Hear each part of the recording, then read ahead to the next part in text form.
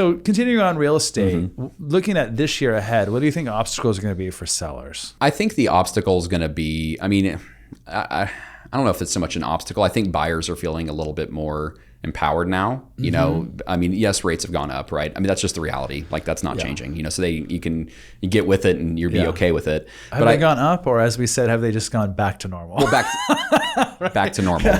They've gone up from 2022, but back to kind of some normal levels. So I think I think buyers definitely have a little bit more of empowerment and the ability now to purchase. You know, it's a little bit more of a level playing field. And that's not across the board. I mean, there's certainly plenty of areas. We had our team meeting in here, our sales meeting yesterday, and had several agents talking about, got multiple offers on their clients, on their sellers' homes. I've seen a lot of that so far this year. So it's not as if it's, not happening. You know? But from a seller's perspective, I think that, having some faith in the fact that the demand is still real. It's absolutely still real. And if your home, and it's never really changed, the old moniker in real estate, when I got started, it still is to some extent, I think, is, location. Yeah. I really took that for granted as a new agent. And then it clicked a couple years and I was like, oh yeah, it really is all location. It really is. But I tell you now, I think where the sellers have the best opportunity is to have their homes ready to sell. You can't be lazy anymore. You can't be lazy anymore. Like you got to stand out. When a home has been well cared for, well appointed, renovated, whatever it may be, those homes are still pulling the premium dollar. They're pulling the buyers, right? Because a lot of buyers now want turnkey move-in ready. Right. And so, from a buyer's perspective, though, we have heard that there's been, more seller concessions that have been given, than more so in the last 10 years. So, sellers are willing to give a little bit. So, whether that's helping with some closing costs or providing, some type of concessions, against something getting repaired or to buy a rate down. That's a big thing that's going on right now is getting a concession from a seller for a rate buy down. I know you've told me you've done a couple of those. Yeah, I mean, I like it.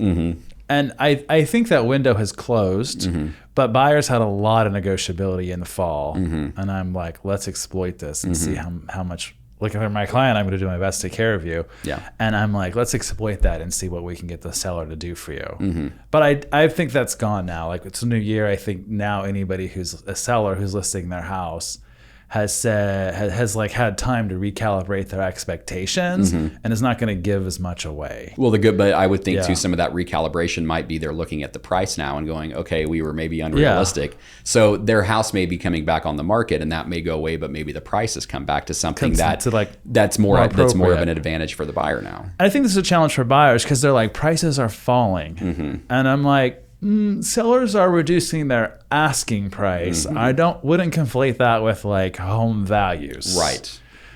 Like I looked recently and in Plano, the average sold price per square foot was $215 for last year. And the average listings are $235. Right. So, I mean, there's a mismatch there.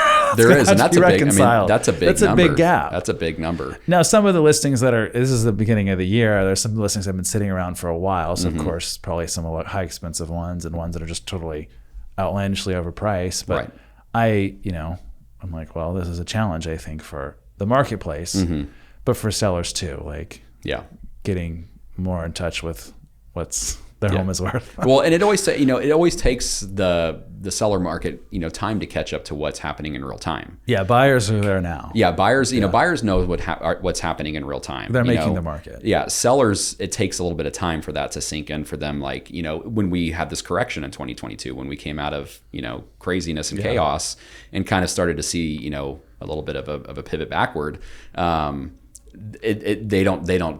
they don't see that right away, because it takes a while for the numbers, nationally, locally and nationally to catch up. So they keep hearing home prices soar, home price, record number of homes sold. Yeah.